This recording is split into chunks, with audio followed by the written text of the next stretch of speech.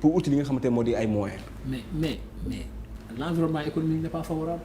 Les présidents de club ils ont la ligue professionnelle la fédération les présidents de club ils ont réfléchi ils ont travaillé ils ont mis en place au moins un bon prototype modèle ils ont déposé là où il fallait déposer et keroog maa ngi déglu benn interview Djibril Wade il cherche à rencontrer l'autorité depuis qu'il est là. Une autorité qui n'a même pas rencontré le mouvement associatif c'est problématique le mouvement sportif c'est problématique pendant 11 mois cela veut dire que aussi yow xamuloo sa lettre de mission.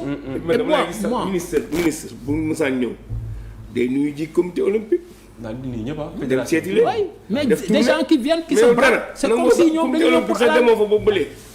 et puis moi lors de la passation de service le ministre avait énuméré 17 axes prioritaires. Et sur les 17 axes il y avait l'axe qu'il disait que nous allons accompagner les clubs mais ici axe yi dem xoolee les 17 et du jour au lendemain tu dis non maintenant je coupe les vivres au club mais vous coupez les vivres au club c'est bien mais il faudrait au moins pas de façon brusque pour leur dire écoutez il faudrait vous revoir votre modèle. Il faut voir le prototype. Réfléchissez maintenant à une condition aussi mais l'État n'a jamais accompagné l'accompagnement de l'État c'est quoi? Acheter des billets. Non l'État n'a jamais accompagné le football. Si ok. C'est quoi? À part l'équipe nationale l'équipe nationale c'est une gestion binôme entre la fédération et le ministère.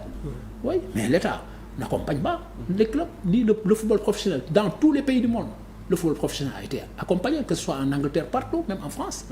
Comprendre récemment dans les autres pays là au Maroc qui accompagne c'est l'État qui accompagne et dans un moindre mal après ñu bàyyi la nga demal sa bopp mais fii amul État lu mu ci def dërëm yow stade booy football sax da ngay fay. mais Mbaye Jacques lii naka lañ mën a def pour mu bañ a décision bi bañ a mën a ñu mën ko appliquer naka la ñu war a mën a def. non c'est-à-dire que la décision elle est prise maintenant si la décision ne peut pas être appliquée c'est une décision il faudra revenir mais si la décision est déjà irrévocable personne. mais qu'est-ce que mais acteurs ñi nga xamante ne ñoo yëngu ci wàllum ci tàggat yaram. waaw parce que même yeneen discipline tamit mais affaire bi tamit dina dal seen kaw.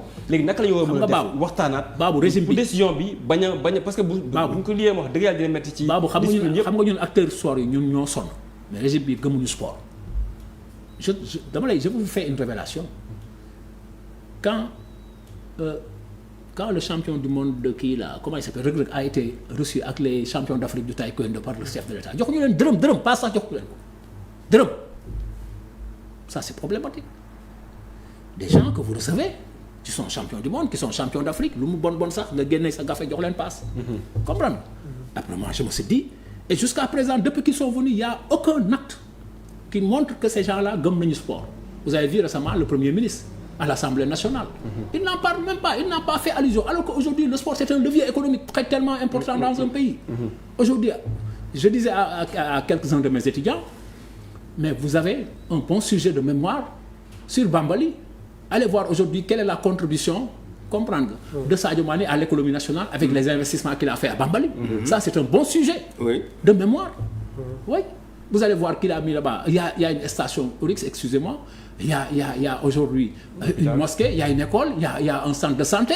Cela veut dire que quelque part Sadio a investi dans sa localité et ça entre ça entre aujourd'hui dans l'économie nationale. Maintenant, il va falloir que nous ayons des comptes satellites, des comptes économiques pour pouvoir quantifier la compte et je pense que ça c'est le rôle de l'Agence nationale de la stratégie et de la démographie et du ministère aussi des finances qui doivent pouvoir quantifier ça. Nous le sport wolof Mbaye dama bëgg a xam sport ñun war nañu mën a tey liggéey xam lan tey Sadio Mané lan lay dugal ci économie nationale. ku mel ni Kalidou Koulibaly lan lay dugal fa mu dem village am ak yooyu ku mel ni Diao noonu lay dugal dans leur village parce que sport yi ku mel ni Gorgui Sy Dieng ce qu'il a lu mu def loolu war nañ ko mën a ñun xool xayma ko liggéey ci am na étudiants yoo xam ne war nañu mën a def wàcc ci terrain bi dem defi recherche xool ñooñu ñu xam ne tey lii maintenant loolu aussi il faudrait que ministère des finances ak agence nationale de la stratégie et de la démographie génnee ay comptes économiques ay comptes satellites mais man nguur gi gëw ma ne ñii mën nañu développer sport gëmuñu sport ñoom lu ñu gëm mooy réseaux sociaux